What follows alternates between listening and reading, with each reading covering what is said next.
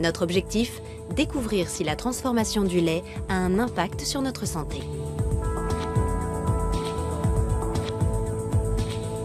Nous avons rendez-vous au cabinet du docteur Maximilian Ledorowski. Ce médecin est spécialisé dans les intolérances alimentaires.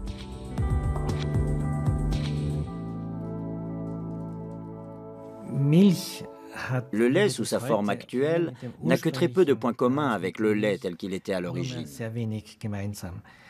Il subit entre 20 et 30 étapes de transformation, allant de la montée en température, en passant par le stockage, le refroidissement, l'homogénéisation, puis la pasteurisation, à la séparation des globules, des matières grasses, etc.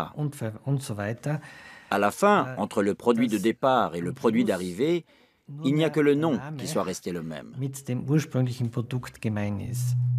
Parmi les patients du docteur Ledorowski, beaucoup souffrent d'intolérance alimentaire.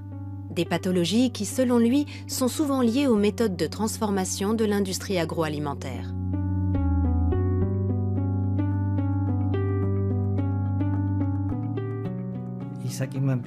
Je dis toujours avec ironie que je soigne les maladies que les nutritionnistes ou les médecins-chercheurs en nutrition ont créées grâce à leurs recherches.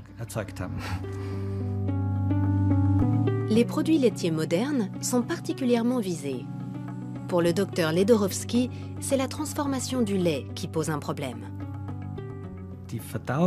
Notre système digestif est naturellement conçu pour digérer le lait et les produits laitiers tels qu'ils étaient à l'origine. Mais la récente évolution de l'industrie agroalimentaire est telle que notre corps n'a pas eu le temps de s'adapter. Il faudrait plusieurs générations pour y parvenir.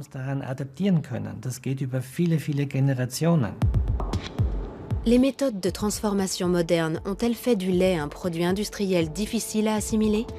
Voyons ce qu'en pensent les établissements de renom spécialisés dans la nutrition. En France, l'Institut Pasteur de Lille est le premier centre de recherche fondamentale au monde.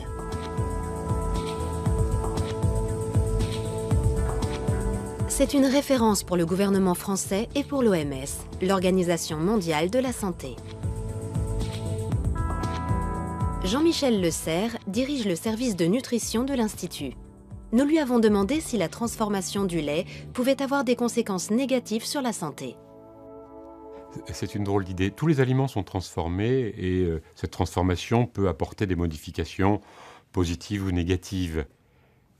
Les études qui sont faites sur les effets du lait sur la santé ont été faites chez des consommateurs de ces laits transformés, UHT, homogénéisés, pasteurisés.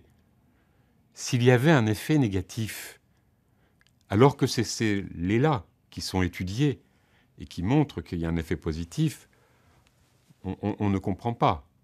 Donc il y a peut-être des transformations qu'il faut étudier, qu'il faut analyser, peut-être rectifier, mais en tout cas, il n'y a pas d'effet négatif notable significativement. Les vaches ont changé. Elles sont nourries différemment. Chez la vache aussi, l'alimentation joue un rôle essentiel, car ce qu'elle mange se retrouve dans son lait.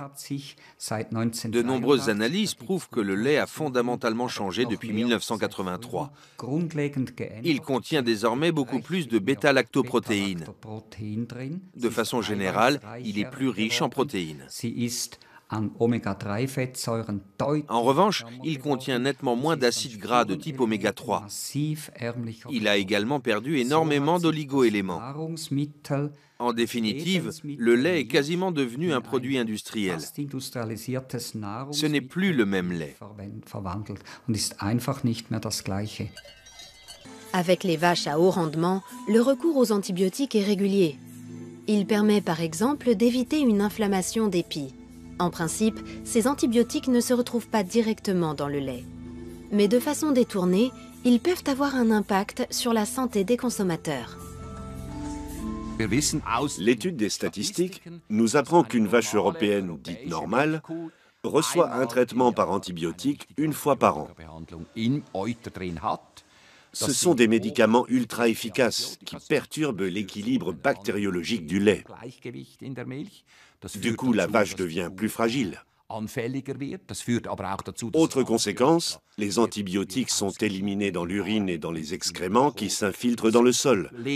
Ils modifient la microbiologie des sols, qui modifie la croissance des plantes. Le cycle est sans fin. Avec le temps, l'homme développe une résistance aux antibiotiques, qui deviennent moins efficaces, mais dont nous avons besoin dès que nous sommes malades. D'après les conclusions du Dr Rao, le lait et ses dérivés peuvent aussi provoquer des troubles immunitaires, c'est-à-dire un affaiblissement chronique de notre système de défense. La conséquence est une plus grande fragilité face aux infections, comme l'angine chronique ou la sinusite chronique. 1 litre de lait contient le lait de plusieurs milliers de vaches. Et ces milliers de vaches sont traitées avec des antibiotiques. Et la pasteurisation modifie les protéines. Cela crée un désordre immunologique.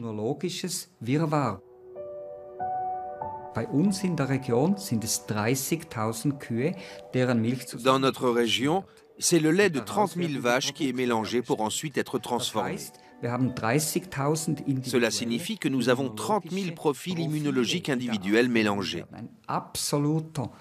C'est comme si une avalanche d'informations immunologiques s'abattait sur nos jeunes enfants. Vu sous cet angle, à l'heure actuelle, le lait n'a plus sa place dans l'alimentation de base des enfants après l'âge de 5 ans.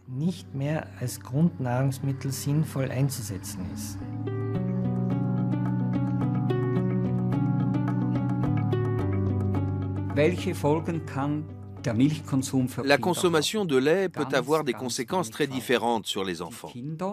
Ils peuvent développer des allergies, de l'asthme, et même à long terme, avec l'hyperstimulation du système immunitaire, des maladies auto-immunes.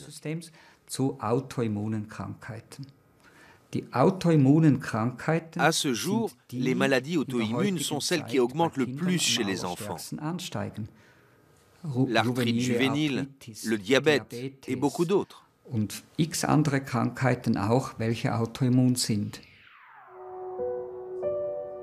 Le lait est-il vraiment à l'origine de ces maladies? Le professeur Watzel ne voit aucun lien entre les deux. Les données scientifiques montrent que pendant l'enfance et l'adolescence, la consommation de lait n'a aucun effet négatif sur le poids ni sur le diabète. Au contraire, consommé de façon régulière et modérée, le lait a une action protectrice. Néanmoins, il faut bien regarder, surtout chez les enfants, quels produits on consomme. Car de nombreux produits à base de lait contiennent beaucoup de sucre ajouté. Le lait et ses dérivés sont riches en calcium, c'est un fait. Admettons maintenant que nous ayons besoin de 1200 mg de calcium par jour pour avoir des os en bonne santé. Cela voudrait dire que nous devons boire 1 litre de lait par jour. Cela signifierait aussi que tous les mammifères, une fois sevrés, n'ont plus cette source de calcium et sont sujets à l'ostéoporose. Par extension, toutes les personnes sevrées et intolérantes au lactose souffriraient d'ostéoporose. Or, on constate exactement le contraire. Dans les pays où l'intolérance au lactose est endémique, les cas d'ostéoporose sont beaucoup plus rares que dans les pays où il y a peu d'intolérance. C'est le cas de l'Allemagne et de la Scandinavie, où la consommation de lait est la plus importante. En Suède notamment, la consommation de lait est très élevée. Il y a 2 ans, une étude suédoise a fait couler beaucoup d'encre en France et en Allemagne. Selon cette étude, les personnes qui boivent beaucoup de lait ont un risque de fracture osseuse plus élevé et une espérance de vie plus courte. Pour le professeur Michaelson, ces résultats s'expliquent par la présence de galactose, un composant du lactose. En laboratoire, les animaux qui ont reçu du galactose ont vu leur processus de vieillissement s'accélérer. La quantité de galactose administrée à ces animaux correspond à la dose présente dans 1 à 2 verres de lait, ce qui corrobore parfaitement les résultats de notre étude. Le lait et ses dérivés seraient-ils nocifs? Pour le professeur Michaelson, la question n'est pas aussi tranchée. Son étude fait clairement la distinction entre le lait à boire et les produits fermentés comme les yaourts et le fromage. Ces derniers contiennent nettement moins de galactose, mais cette étude a permis d'autres révélations. Nous avons également découvert que la consommation élevée de fromage, de lait caillé et de yaourt était associée à un risque légèrement réduit de fractures et de mortalité, contrairement au lait. Pour l'heure, si le professeur Michaelson ne donne aucune recommandation nutritionnelle, c'est qu'il n'est pas encore arrivé au terme de son programme d'études. Cependant, pour lui, une chose est d'ores et déjà sûre. Boire du lait en grande quantité ne permet pas de prévenir les fractures. Et donc, il faut se poser la question du pourquoi les excès de produits laitiers, puisque c'est un excès, ne sont pas bénéfiques. Il me semble qu'un excès n'est jamais bénéfique. Et donc, moi, je ne recommande absolument pas l'excès.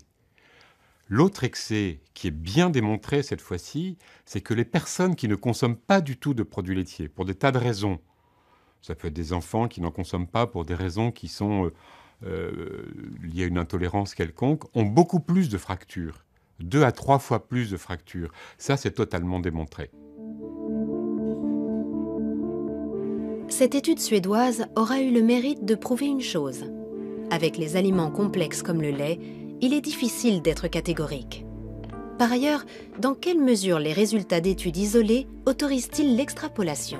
La recommandation française de consommer 3 à 4 produits laitiers par jour ne repose sur rien. Elle ne repose sur aucune base scientifique sérieuse. Elle ne repose que sur la proximité entre les pouvoirs publics français, les personnes qui décident de la nutrition en France et l'industrie laitière.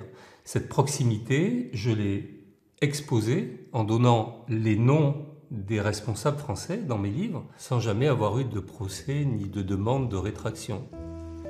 Thierry Soucard pose un regard critique sur l'Institut Pasteur qui, selon lui, n'est pas tout à fait indépendant financièrement. L'Institut Pasteur de Lille est un institut qui est en situation financière délicate et qui donc dépend beaucoup de l'argent de l'industrie et notamment de l'argent de l'industrie laitière. C'est ici qu'enseigne le professeur Bodo Melnick, dermatologue. Le professeur Melnick a développé une théorie sur le lait qui a fait beaucoup de bruit dans le milieu scientifique ces dernières années.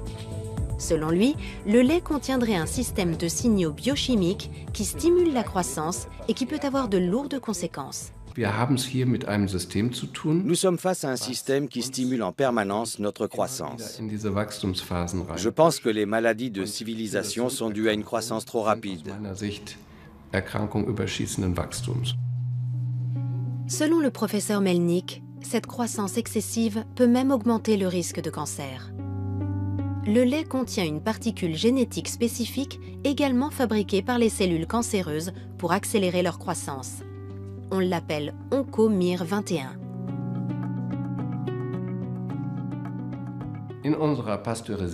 En buvant du lait pasteurisé, nous absorbons des OncoMIR21. En effet, la particule génétique MIR21 du bœuf est parfaitement identique à celle de l'homme. C'est extrêmement dangereux. Je pense que le lait pasteurisé devrait être retiré de la vente.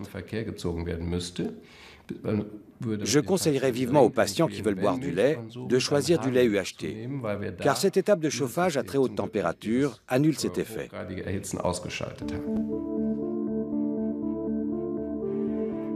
La théorie du professeur Melnick est encore isolée. La plupart des spécialistes en nutrition la rejettent en bloc. C'est le cas du professeur Watzel de l'Institut Max Rubner. Notre enquête a révélé plusieurs choses. Le lait provoque plus de désagréments qu'on ne le pense.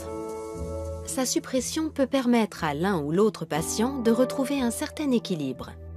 Quant à savoir s'il peut favoriser certaines maladies, les avis divergent. Chacun se fera donc sa propre idée sur la question.